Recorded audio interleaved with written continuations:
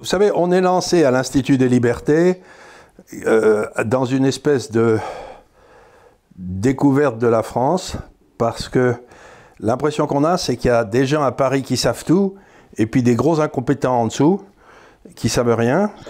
Et donc, on leur pose des questions aux incompétents en disant, selon le principe sacré de Pompidou, vous savez, qui disait à ses ministres, mais cessez d'emmerder les Français. Donc, grosso modo, j'ai l'impression qu'il y a une classe qui a décidé que son but dans la vie, c'était d'empêcher les gens de travailler, de vivre et de prendre du plaisir. Et que, donc, on interviewe les gens qui sont en dessous. Donc, on a interviewé un maire, on a interviewé quelqu'un qui qui lutte contre la fermeture d'un hôpital. Donc, on essaye de comprendre exactement ce que disent les Français. Et pour l'instant, ce qu'ils nous disent tous, et je vais voir si c'est la même chose encore avec vous, c'est qu'ils nous disent, mais ce serait très bien si on nous foutait la paix, quoi. Si on nous laissait un peu tranquille. Voilà, c'est tout à fait ça. Donc vous allez pas partir sur un autre chemin. Mais j'aimerais savoir la façon, grosso modo, plus originale, parce qu'ils ont trouvé des façons différentes d'emmerder les Français selon la qualité du français, vous voyez ce que je veux dire. Donc je voudrais comprendre comment ils ont fait pour emmerder les agriculteurs, qui sont les types les plus libres de la terre d'habitude. Comment ils ont fait pour vous gâcher la vie, quoi. Donc vous êtes agriculteur dans le nord-est, allez, et vous trouvez que... Comme dans vous en avez gros, quoi. Donc, expliquez-nous pourquoi vous en avez gros.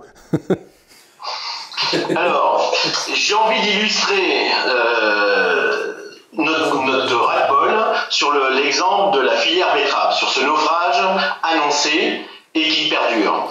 Je vais commencer par la fin des quotas betterave en octobre 2017. Donc un prix qui s'effondre. Notre betterave, quand même, elle nous produit du sucre et de l'éthanol. En France... la partie betterave, c'est 20% par rapport à la canne à sucre qui représente 80%. Voilà, sur l'échelle mondiale, la canne à sucre, c'est 80% de notre consommation de sucre et 20% pour la betterave. Donc ce naufrage, cette mise à mort de la filière betterave a commencé à la fin des quotas en octobre 2017, qui s'est poursuivie avec la suppression de molécules chimiques, c'est-à-dire la suppression de certains désherbages, certains insecticides, dont la gamme des pesticides elle est grande, puisqu'on nous en supprime 40 par an sur cette filière betterave. Donc c'est une mort annoncée. Aujourd'hui, on a un climat radical qui accentue cette baisse de production. Donc cette baisse de production nous met en échec par rapport à nos fonctions, d'assumer cette fonction nourricière de la planète ou du sucre, pour prendre cet exemple, et l'État, toutes les sociétés, toute la suradministration, toute cette suradministration nous gêne dans l'application quotidienne de la mise en bien de nos cultures.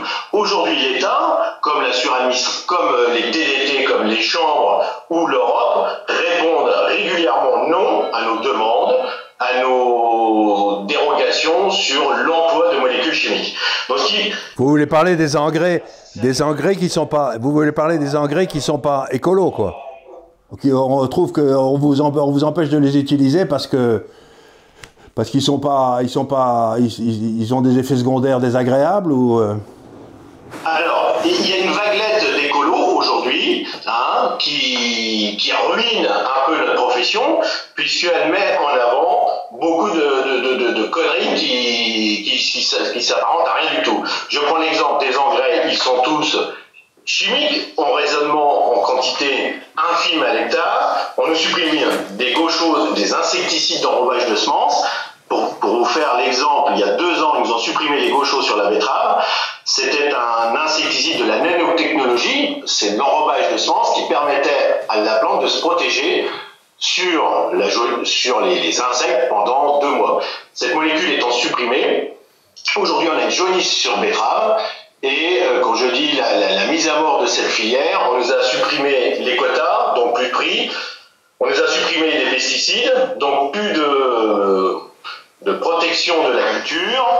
Et aujourd'hui, un peu l'erreur de stratégie de nos coopératives qui a amené à l'effondrement encore plus du prix. Donc voilà. Je vous écoute, excusez-moi. J'ai voulu prendre cet exemple de filière betterave parce qu'il me paraît très intéressant. Il illustre bien la suradministration qui dure par un état politique hors sol, parce qu'ils sont déconnectés de la vie, déconnectés des besoins. besoins. Aujourd'hui, nous, on fait une souveraineté alimentaire, on veut fournir une alimentation saine, sur l'environnement, avec toutes les attentes sociétales. Nous sommes, nous, des écologistes de la terre, on a une biodiversité de nos sols, on travaille, on a été reconnu, l'agriculture française a été reconnue comme l'agriculture la plus vertueuse et durable du modèle mondial. Voilà, je vous redonne la parole, excusez-moi. Non, c'est très bien. On peut pas... alors, moi, j'écoute votre discours. On sait quand même que certains pesticides sont des perturbateurs endocriniens, sont quand même des choses qui sont néfastes pour la santé des peuples en général. Moi, ce que je critique, c'est pas qu'on supprime les pesticides. Parce que, y a un moment donné, ce qu'on supprime, c'est qu'on vous donne pas les moyens de travailler autrement. C'est-à-dire que, comme d'habitude, on vous dit arrêtez de mettre des pesticides et continuez à avoir le même tonnage de production, ce qui quelque part des fois est impossible, mais on ne vous donne pas les moyens de travailler autrement. Donc ce que moi j'en conclus, c'est qu'on organise votre mort, qu'on l'organise de façon sociale, et que de toute manière, plus on fera ça de la façon dont ils le font, plus les petites fermes vont mourir pour être rachetées par des grands trusts qui, eux, continuent à utiliser des pesticides en masse. Et c'est ça qui me gêne, parce que moi, je ne peux pas être contre le fait qu'on supprime des pesticides. Je suis contre que vous n'y êtes pas. Et qu'on ne me dise pas que ce n'est pas possible. Parce que je prends toujours des exemples clairs. Là, il y a une crise du Covid. On est d'accord? On a eu un confinement avec une pandémie mondiale. Et bizarrement, en 15 jours, ils arrivent à vous faire un vaccin. Et là, pour vous, ils vous demandent de supprimer des pesticides à outrance, avec en plus le fait qu'on vous oblige à produire des produits sans pesticides, mais qu'on accepte que les pays étrangers nous en vendent en France, alors qu'eux, on s'en bourré. Je prends un simple exemple qui est l'Espagne, qui est un des pays le plus grand fournisseur de pesticides dangereux sur les aliments. L'Espagne est autorisée à vendre tous ses produits en France, alors on vous refuse de les vendre en France, avec des produits qui sont plus sains que les leurs. Ça, je trouve ça inadmissible. Pour schématiser, la France, c'est Monsieur Plus. Hein. On le sait depuis longtemps. C'est toujours plus que les autres. Oui. Le glyphosate, pour parler du glyphosate, parce qu'il faut en parler, c'est le seul produit le seul pays qui va interdire complètement la molécule de glyphosate sans remplacement. On est d'accord.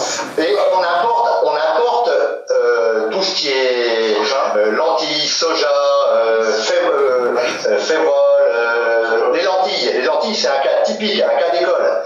Le marché de la lentille prend 10% par an. Ouais. Il est en pleine ascension.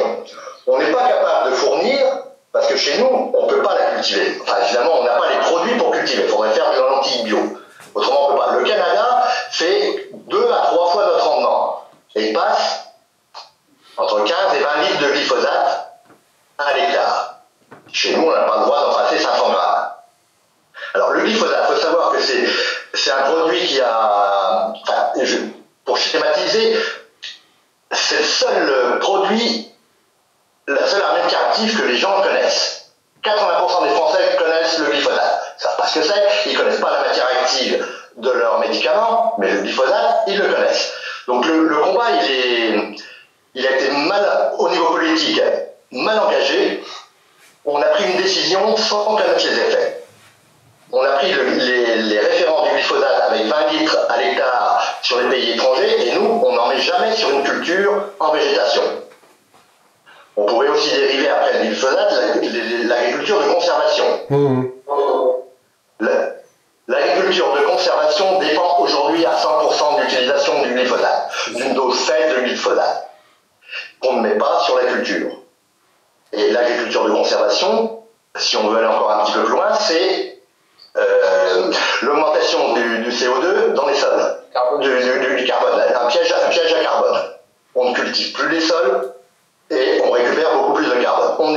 L'agriculture, c'est le seul levier où on peut récupérer du carbone.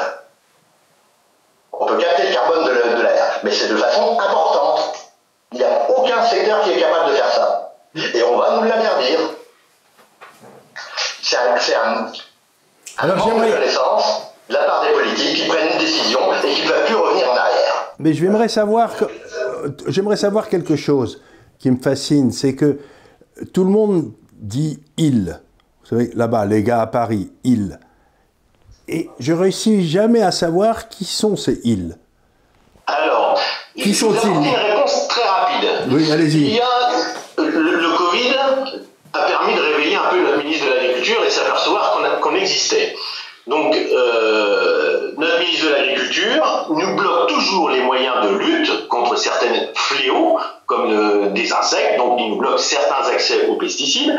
Mais le Covid a permis de mettre une chose en évidence très forte entre les Français et les Européens, dans cette Europe qui ne fonctionne pas, qui est une Europe monétaire, mais sur notre priorité, et ce que je voudrais mettre en avant, c'est que l'État français, le gouvernement, a su mettre des moyens d'urgence de confinement sur l'État français.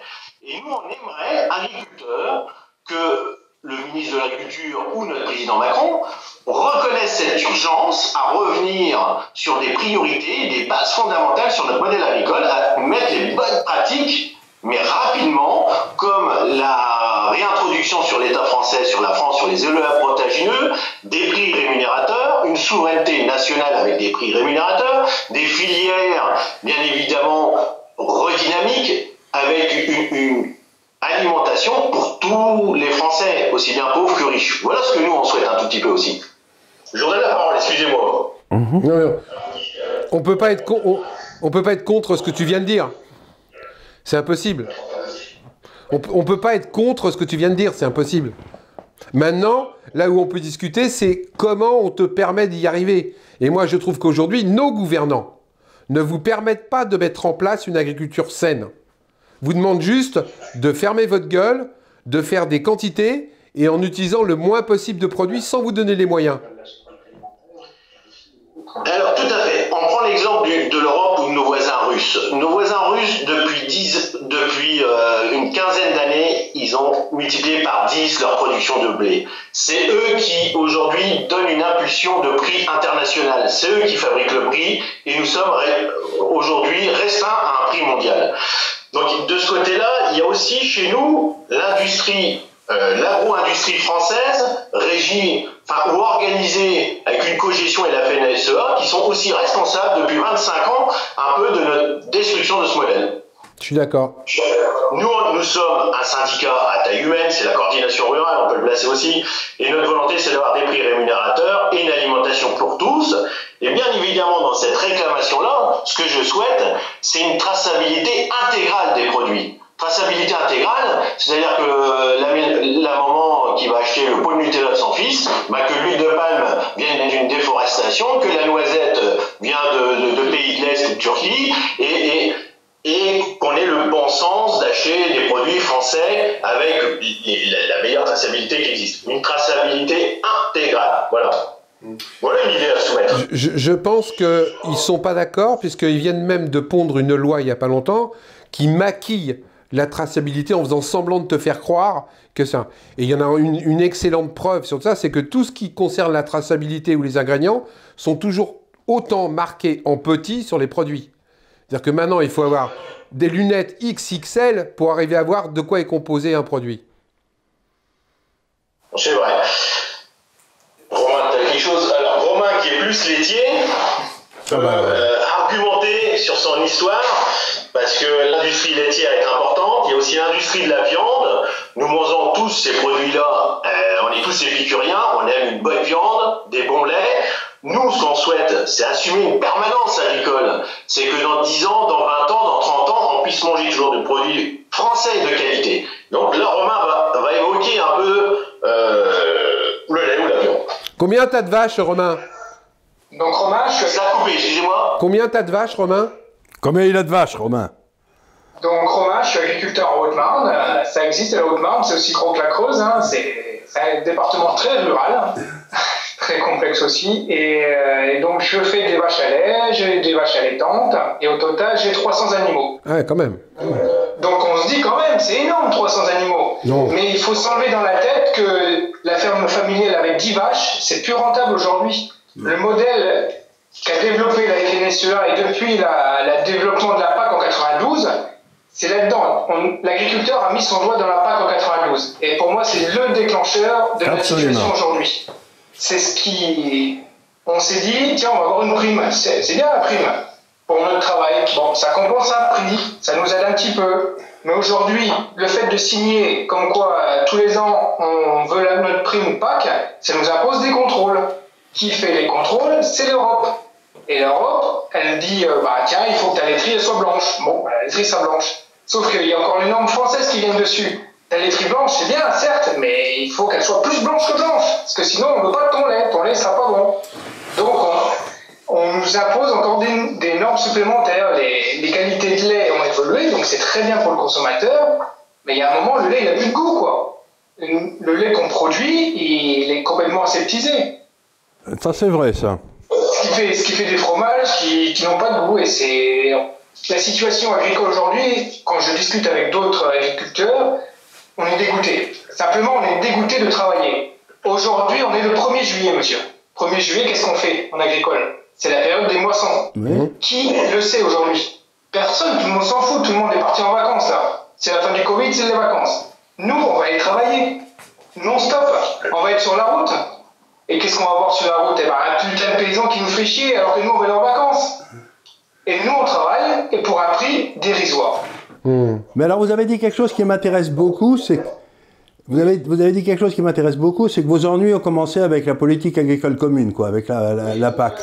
Pour moi, je suis content parce que je suis persuadé que tout a commencé là, c'est-à-dire vous avez vendu votre âme pour un semblant de sécurité. À la place de rester libre et indépendant et de vous démerder en ziziche comme l'avaient toujours été les paysans, vous vous êtes fait enfermer dans une machine administrative qui depuis tue la qualité et même ce que vous pouvez faire. C'est-à-dire que vous n'avez même plus le droit de faire ce que vous voulez, quoi. Vous êtes contraint à faire des produits dont vous ne savez même pas s'ils seront vendus, quoi. Oui, vous avez entièrement raison. Dans ce qu'on signe à la PAC, tous les ans, on doit avoir 3 cultures minimum sur notre ferme. Si on n'a qu'une seule culture, ça arrive d'avoir que du maïs, par exemple, et on se fait pénaliser. Il faut qu'on fasse 3 cultures et on ne sait pas des fois si les autres elles sont rentables ou pas, de toute manière. Et en plus, ils interviennent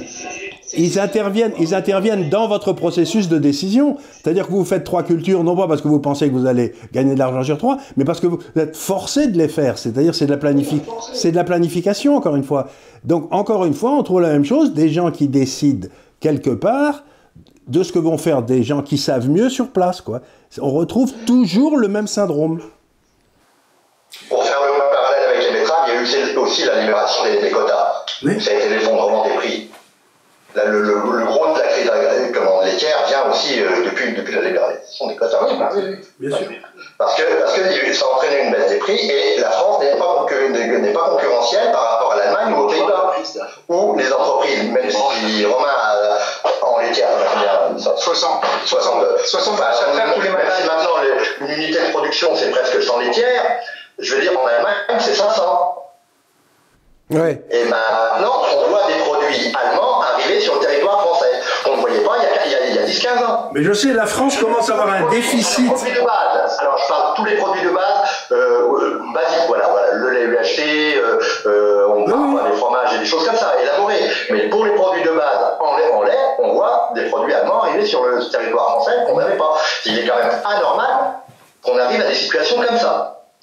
Pour mesurer la consommation des Français pendant le Covid, 30% de la farine consommée par les Français était française, excusez-moi. 70% était de l'importation, notre farine, d'Italie et d'Allemagne. Donc, on montre bien que le marché agricole dans l'Europe fonctionne très mal.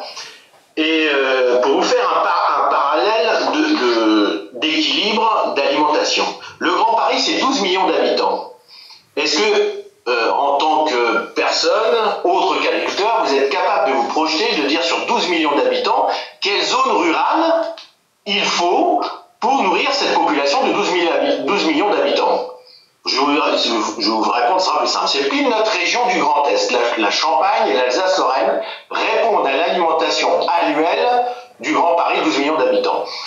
Et aujourd'hui, ce sont ces Parisiens, ou îles dans l'Europe, ou îles à Paris, qui oppose l'écologie des champs et l'écologie des villes.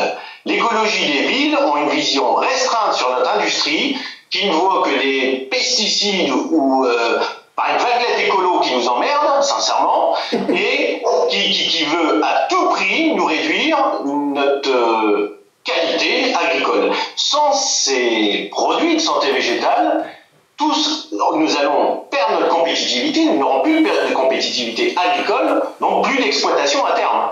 Alors, ce que vous êtes en train de dire est intéressant, parce que, est-ce que vous êtes en train de dire que, en France, on a les écolos qui vous empêchent de mettre des pesticides ou j'en sais rien, mais que par contre, de l'autre côté du Rhin, là, on les embête pas, ils peuvent faire toutes les saloperies qu'ils veulent, ou ils sont beaucoup moins embêtés que vous, et donc vous vous retrouvez dans une situation de manque de concurrence, quoi. Est-ce que le manque de concurrence, ça touche à la France, ou est-ce qu'elle touche à ce qu'il y a une réglementation plus forte en France que sur les autres pays européens?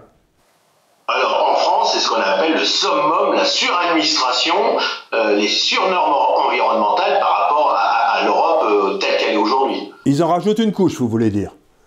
En France, ils en rajoutent une couche. Oui. Non, des couches. C'est pas une couche, c'est des couches. Par une politique hors sol. Mais moi, je pondère quand même par rapport à votre discours. Honnêtement, trop de pesticides, à un moment donné, il y a eu. On peut pas dire que le glyphosate, c'est anodin.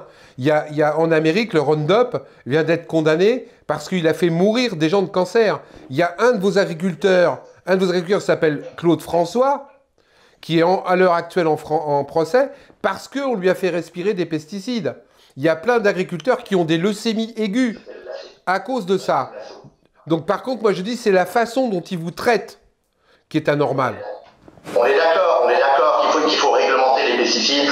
Il y a certainement eu, par un besoin de nourrir la population avec le plan Marshall à la sortie de la guerre et qu'il fallait produire, c'était une solution de facilité. Maintenant, il faut réfléchir à tout ça.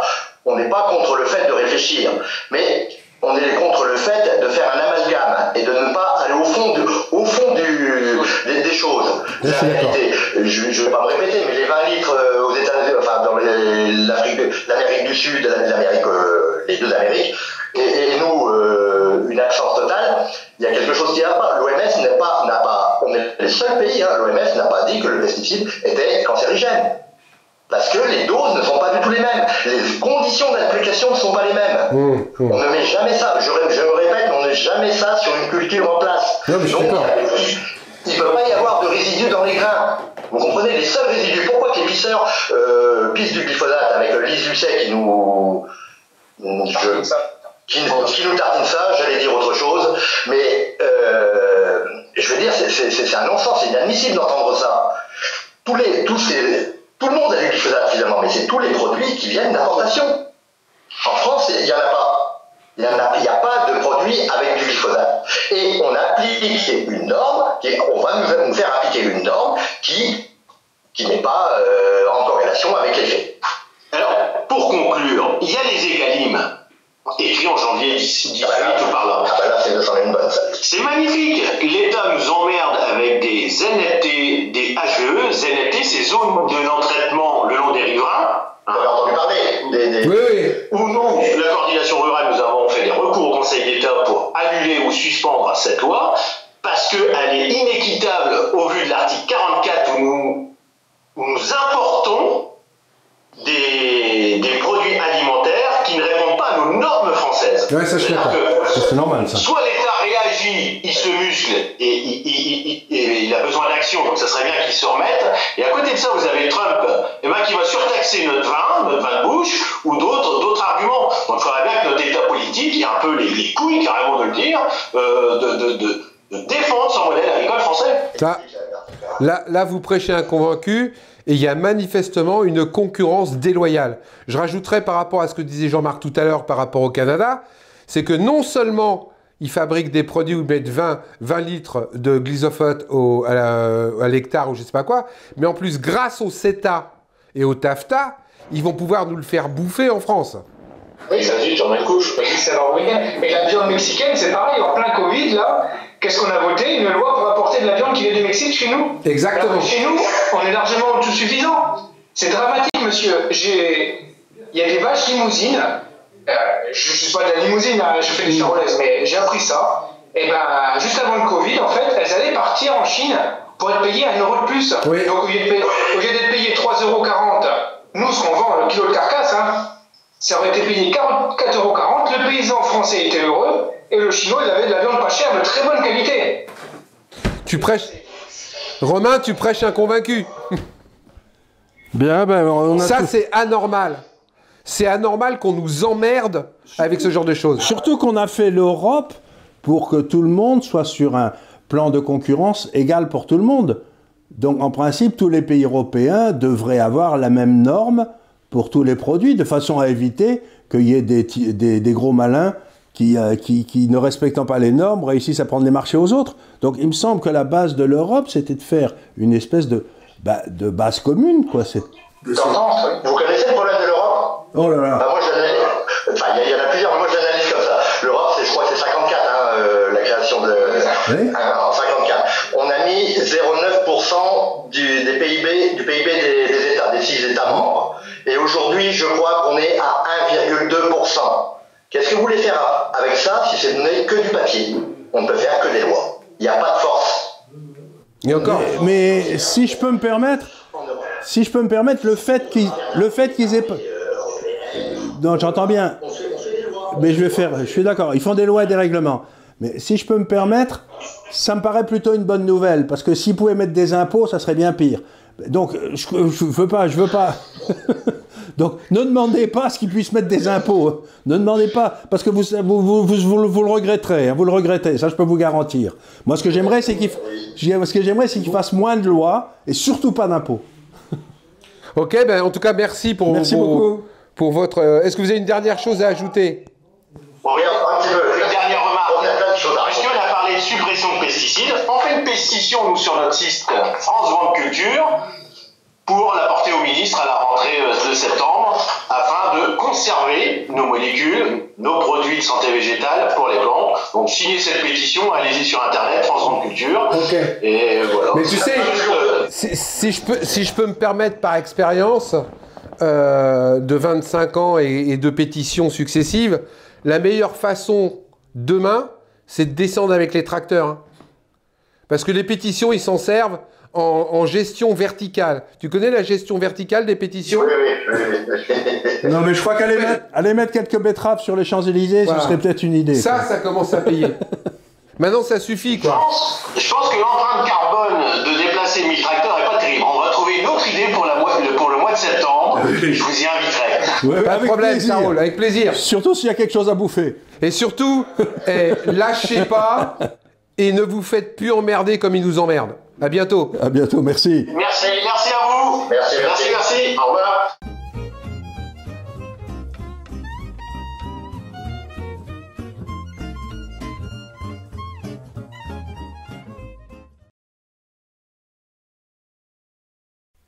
C'est le continent de l'espérance et des révolutions. Communisme et écologisme, dictature militaire et populisme. L'Amérique latine est un laboratoire politique pour l'Occident. Mais c'est aussi une terre à la culture riche, littérature variée et foisonnante, mégapole concentrée et étendue, variété des paysages et des occupations agricoles.